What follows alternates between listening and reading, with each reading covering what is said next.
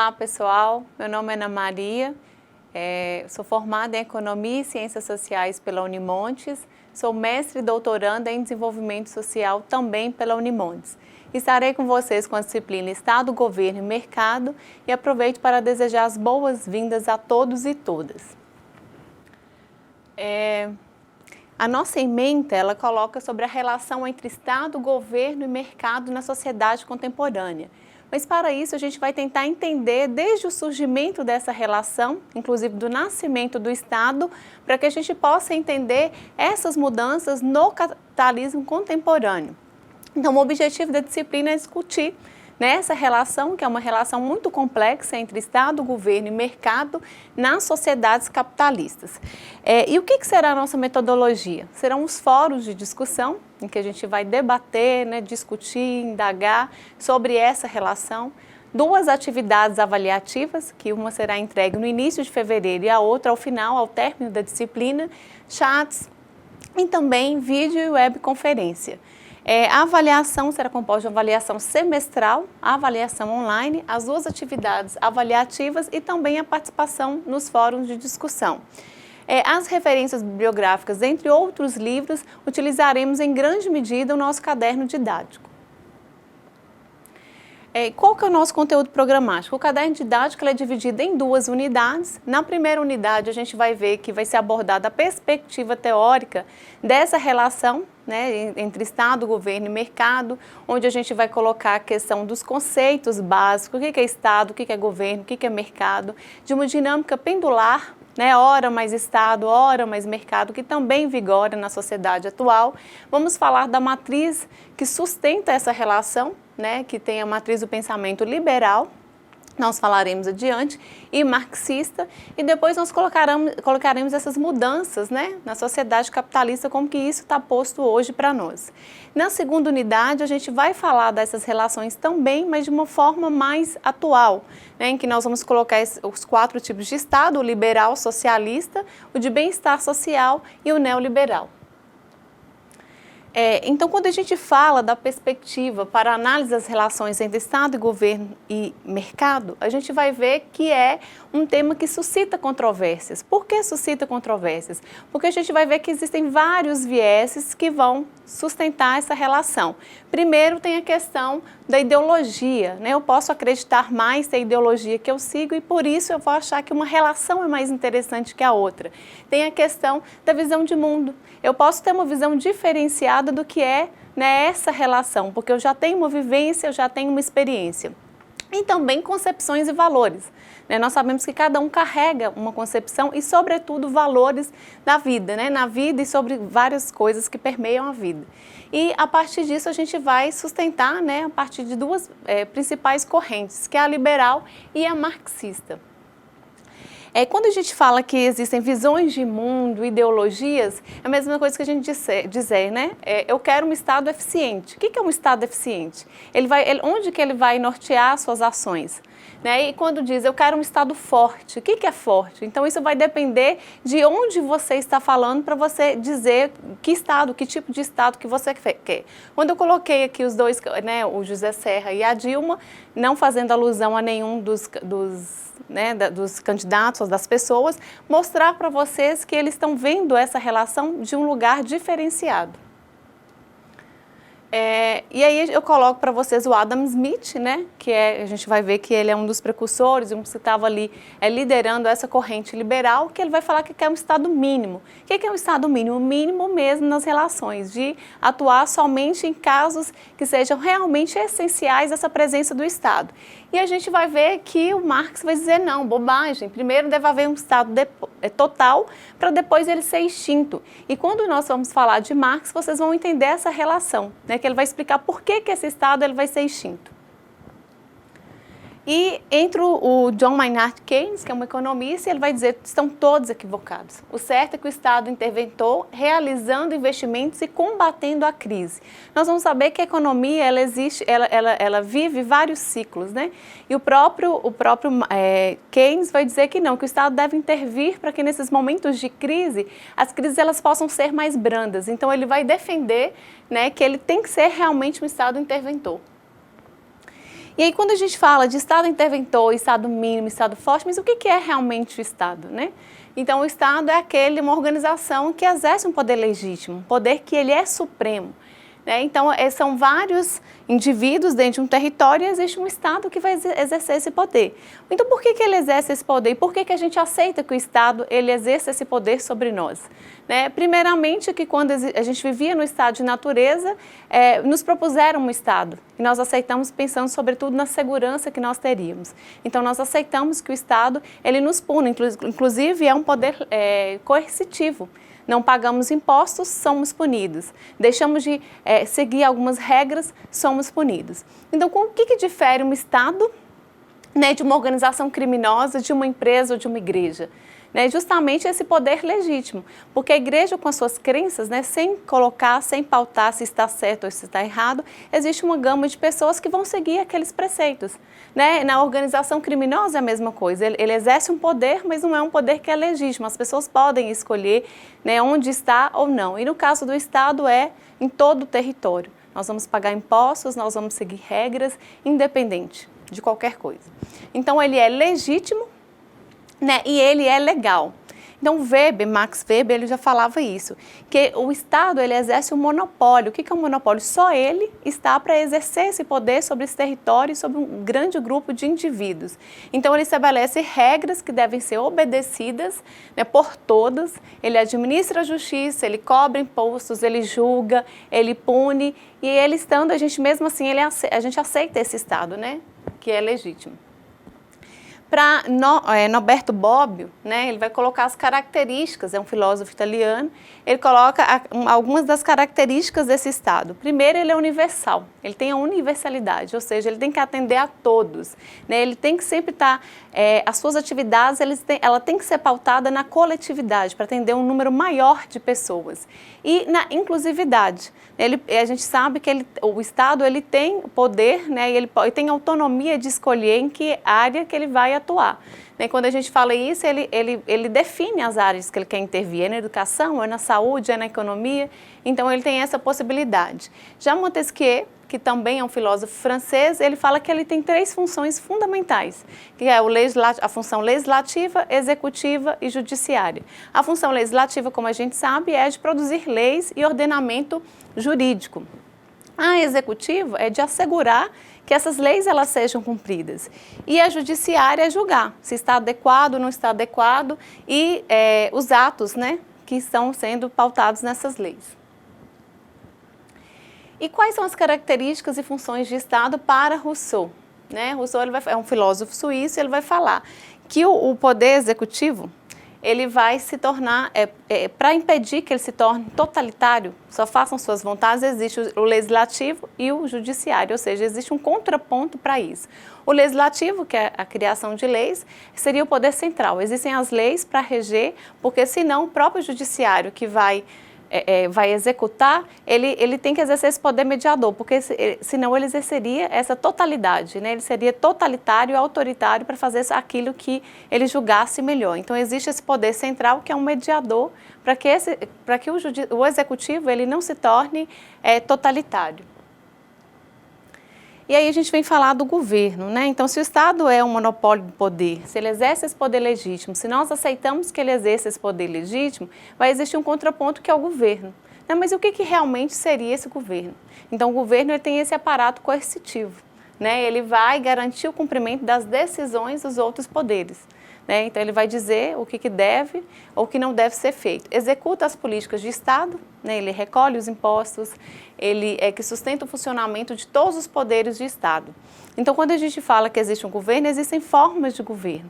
Existe o presidencialismo, que há essa diferenciação rígida entre o legislativo e o executivo, inclusive duração de mandatos. Nós não podemos a qualquer momento dizer esse governo ele não é mais legítimo, nós vamos tirar. Como a gente viu a questão da Dilma e aconteceu também com o Collor. Mas isso vai acontecer só a partir de um impeachment, Não vai acontecer aleatoriamente. No parlamentarismo, a gente vê que o mandato ele tem períodos e temporalidades bem definidas, diferentemente do presidencialismo. Então, o que depende a força de um governo? Ele depende da capacidade de identificar. Então, a gente vai perceber nos dias atuais o que faz com que um governo ele possa ficar mais tempo no poder. Ele vê que se ele for identificando, né, e ele governa para situações diferentes, para uma minoria ou para uma maioria. Então, quando o governo ele vai muito para a maioria, que a gente vai dizer aqui na questão dos pobres, ele vai contra uma classe que também quer ser beneficiada. Então, ele vai depender de que ele vai assistir naquele momento. Então, se ele for mais para as políticas públicas, pensar em questões mais sociais, ele atende um grande público. Então, o próprio governo ele vai utilizar de políticas públicas para se assegurar, para dar legitimidade, inclusive para dar maior resultado, para produzir resultados na sociedade.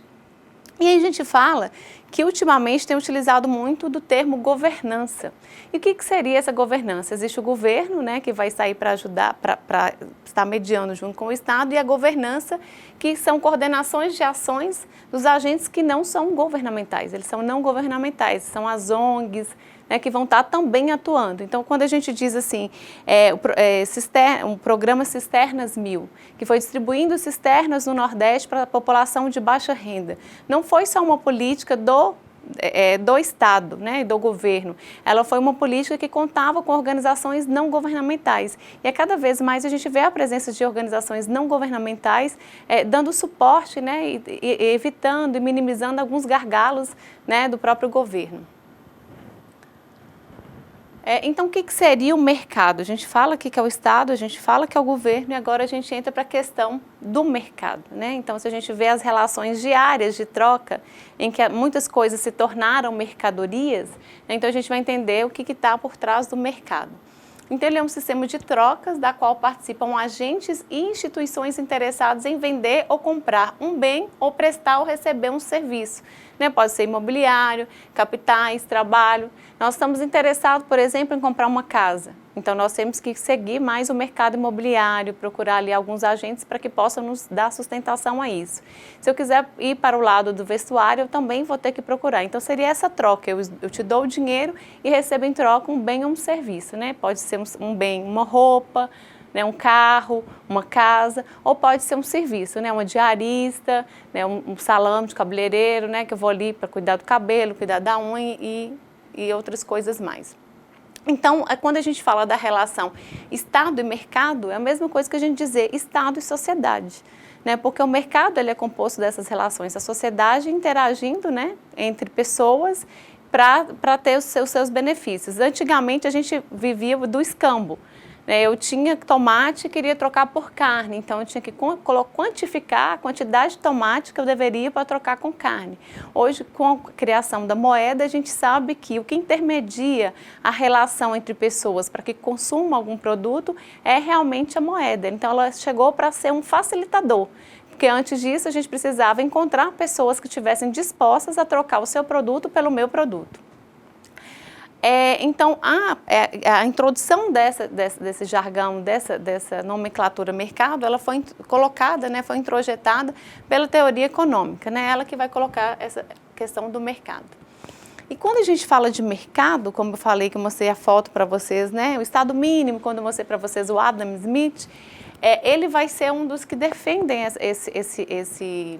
dessa questão do mercado, né, do Estado mínimo, do Estado intervir somente em alguns casos, em algumas situações. Então, quando ele fala que a maximização dos ganhos individuais promove a concorrência, então cada um buscando ali o seu ego, buscando ali maximizar os seus desejos, ele vai correr em busca de melhores coisas. A gente sempre quer o melhor para a gente. Então, várias pessoas na busca pela maximização, né, das suas individualidades, ela vai promover a concorrência. E o Smith, ele vai falar muito do laissez-faire, deixe fazer, deixe passar, não precisa o Estado intervir. O próprio mercado, com a lei da oferta e da demanda, ele vai regular esse mercado. De que forma isso vai acontecer? Vão pensar que o Drauzio Varela, né, sem fazer propaganda a nenhuma rede de televisão, mas assim, a grande maioria já assiste, já sabe quem é, ele vai à Rede Globo e diga, olha, consumir café mais vezes reduz a obesidade, problemas com câncer, vários problemas de saúde. O que a gente vai fazer? Vai consumir mais café. Eu não gosto muito de café, mas dizem que café é bom. Em função disso, a gente sabe que existe já uma demanda, uma oferta certa de café, até porque o café ele demora entre 5 ou 6 anos para findar ali toda a sua colheita.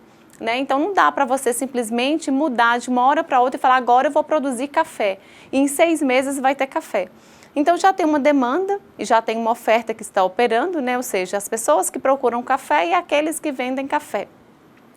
Essa mudança, esse estudo vai impulsionar na sociedade um maior desejo de consumir café para evitar outros danos à saúde. Em função disso, vamos pensar que já entregasse aqui em Montes Claros 1 tonelada, né? Eu estou falando de Montes Claros porque eu estou em Montes Claros, 1 tonelada de café. E agora, com essa pesquisa, as pessoas comecem a consumir mais café e mude para 2 toneladas. Então, o que vai depender? Vai depender da oferta. Se for um momento em que existiu geada, que existiu tempestade e outras coisas que afetem essa oferta, a gente vai ver que há um aumento do preço. Nós assistimos isso no supermercado, né? Se tiver alguma tempestade que afete a produção, como aconteceu há alguns anos com tomate, que ele chegou a quase R$20 o quilo, né? Projetou-se que fosse colher uma quantidade de café, de tomate, e a própria produção ela não saiu a quantidade que deveria. Então isso gera um custo, que a gente fala que é a inflação de custos, né? Gastou-se mais para produzir uma quantidade de tomate e colheu-se menos. Então houve um aumento do preço do tomate. Então, em função disso, há um desequilíbrio, assim como houve do café. Há mais pessoas procurando café do que café no mercado. Há poucas pessoas ofertando tomate, um número maior de pessoas querendo tomate. Então, quando a gente chega ao supermercado ou qualquer lugar e vê que o preço elevou, qual que é o primeiro impulso? No primeiro mês a gente até paga, mas não é algo que vai perdurar. Porque a gente sabe que nós temos uma cesta de consumo, ou seja, eu quero consumir tudo o que eu imaginasse, mas a minha renda, eu tenho um limite do que eu posso consumir. Em função disso, eu vou sempre cortar aquilo que oscila muito o preço. Então, o Smith acreditava nisso. Vai ter esses descompassos em momento que o preço vai ser muito elevado e que a população ela vai dizer, não, eu não vou comprar, por causa dessa restrição orçamentária, do salário que a gente tem no mês e que não nos permite fazer tudo aquilo que a gente quer. Em função disso, vai voltar ao equilíbrio. Vai chegar no momento que a demanda ela continua elevada em relação à oferta, mas vai chegar aquele momento que vai decrescendo, que você vai falar, o preço não vai diminuir, eu vou ter que cortar isso da minha cesta de consumo, eu não consigo pagar mais. Então, volta de novo ao equilíbrio. Então, como se existisse um momento em que a oferta é maior do que a demanda, então, quando a oferta é maior que a demanda, o preço ele cai, porque tem mais pessoas dispostas a vender e um número menor de pessoas dispostas a comprar. Quando o inverso acontece, quando a oferta é menor e a demanda é maior, como o caso do café, que é o exemplo que eu dei agora para vocês, a tendência é o quê? O preço elevar. Então, nós vamos pagar nos primeiros momentos esse preço mais elevado, mas vai chegar um momento que a gente para de consumir. Aí a gente vai substituir por outros bens, como o suco, o chá, a cevada, né? Então, vai voltar de novo o equilíbrio. Então, é isso que o Smith ele falava, que existe essa mão invisível, é como existisse uma mão que sempre que pendesse para esse desequilíbrio entre oferta e demanda, essa mão voltasse e ajustasse esse equilíbrio. Então, se existe essa mão, não havia necessidade do Estado intervir nessa relação. As coisas aconteceriam de forma normal, né? O próprio mercado ele regularia isso. Então, o que ele diz? Olha, a competição, ela também favorece o equilíbrio econômico e também o bem-estar coletivo. Por quê? A gente vai perceber isso. Se existe só uma loja que oferta um produto, o que vai acontecer com o preço daquele produto? Ele vai ser muito elevado, porque só uma pessoa vende aquele produto. Mas a partir do momento que várias outras empresas, elas também entram para poder ofertar aquele produto, a gente sente, a gente percebe essa relação de redução do preço, porque a concorrência, olha, ele vende a 5, eu posso vender a 4. E aí o outro que vai entrar, eu posso vender a 3, porque o que ele está ganhando é uma margem de lucro muito elevada. Então, o que o Smith falava? Que essa competição ela vai gerar esse equilíbrio, né? A gente vai assistir a isso, por exemplo, que existem oligopólios, né, na questão do carro, do combustível, mas se a gente tivesse uma concorrência perfeita, ou seja, um número maior de empresas operando nesse mercado, com certeza a gente teria preços mais brandos sendo comercializados. Então, ele vai falar do liberalismo econômico, ou seja, tem que ter a liberdade da economia, não pode regular. E aí eu abro um parêntese para perguntar para vocês hoje, nós vivemos esse liberalismo mesmo? Será que o Estado ele não vai intervir quando as condições elas não forem favoráveis? Vivemos um câmbio muito elevado, ou seja, eu preciso de muito real para comprar dólares. O Estado ele vai deixar isso descompensar ou em algum momento ele vai intervir e falar, opa, pera, esse é o limite, passou do limite, não dá mais. E o mercado ele é autorregulável, como eu falei com vocês, é a lei da oferta e da procura. Eu estou procurando enquanto o preço está bom. Quando a gente ouve a preço de banana, porque chegou algum momento da história em que a banana foi produzida em maior quantidade e aí dava-se a banana, destruía-se a banana também, como foi lá na crise de superprodução, né, pós a crise da Bolsa de Valores em 1929, que a gente teve uma superprodução de café. Em função disso, o Estado ele teve que entrar, ele teve que intervir para minimizar, né, os colapsos que ocorreriam no país naquela época. Então, o Smith ele vai ser um defensor, né, um dos defensores desse Estado mínimo. E aí a gente entra no Marx, né, o Karl Marx, que é um filósofo alemão, em que ele vai falar que tem que ter essa garantia da preponderância de uma classe dominante sobre uma classe dominada. E a principal razão e manutenção disso seria o Estado. Então, para Marx, o Estado ele iria existir, né, e por muito tempo ele existiria. Mas a partir do momento que o capitalismo ele começasse a crescer, que ele começasse a tomar, né, grande proporção, o Estado ele sumiria. Por que ele sumiria? Porque ele pensou na parte da perspectiva da competitividade. Um grande supermercado ele vai comprando os mercados menores. Então a tendência é ele ficar muito tempo, ele dominar esse mercado. E quando ele domina esse mercado, ele vai fazendo o quê? Ele vai reduzindo a mão de obra. E ao reduzir essa mão de obra, ia se gerar muito desemprego. Inclusive, ele faz menção do Exército Industrial de Reserva. Então, esse Exército Industrial de Reserva seria em função disso, né, que reduziria a competitividade, poucos seriam detentores desse poder, e em função disso, o capitalismo ele acabaria, ele seria extinto, porque não teria concorrência, reduziria o número de trabalhadores, teria um grande número de desempregados, né, gerando esse exército industrial de reserva. E se as pessoas não consomem, se as pessoas não têm acesso à renda para ir ao mercado, para consumir, como que esse mercado vai se sustentar? Né, como Bush falou lá no choque das Torres Gêmeas, não vamos viver o luto, vamos comprar. Né, porque sempre a ideologia, né, sempre a máxima da economia é gerar renda que gera emprego, que gera renda, que gera consumo, automaticamente gera mais emprego, que gera renda, que gera consumo. Então a gente vai viver essa seta do consumo, porque é ele quem vai alimentar os novos empregos, né, e a questão de sustentação desse mercado. Então, nunca se assistiu tanta televisão que diz que a gente tem que consumir mais, que a gente vai ser melhor. Então, sempre imbuído nessa perspectiva do consumo para manter esse mercado. E, ao mesmo tempo que a gente vê o próprio capitalismo, né, dando sustentação a esse mercado, esse mesmo Estado que foi criado para a coletividade, esse Estado que vai estar dando suporte ao capitalismo como forma de sustentar esse mercado. Aí a gente vê a questão do liberalismo e o marxismo, né? Então esse duelo que é essa relação que vai ser sustentada nesse primeiro momento, daqueles que são defensores do Estado mínimo, de que o Estado tem que ser realmente mínimo, intervir só naquilo que seja necessário e seja trivial, né, porque já existe essa regulação de mercado, a lei da oferta e da demanda, as próprias pessoas sabem o seu limite, e em função desse limite ela vai consumir mais uma coisa e consumir menos outra coisa, e a questão do próprio marxismo, né, de que seria necessária essa exploração, né, os donos dos meios de produção, né, que iam precisar do próprio proletariado para trabalhar ali, a mão de obra, que teria somente a sua mão de obra e venderia essa mão de obra para se manter no mercado, né? Que seria a questão da subsistência. Então, a gente vai ver essas duas correntes que vão dar suporte, né, essa parte teórica desse primeiro momento, que é da discussão de Estado, governo e mercado.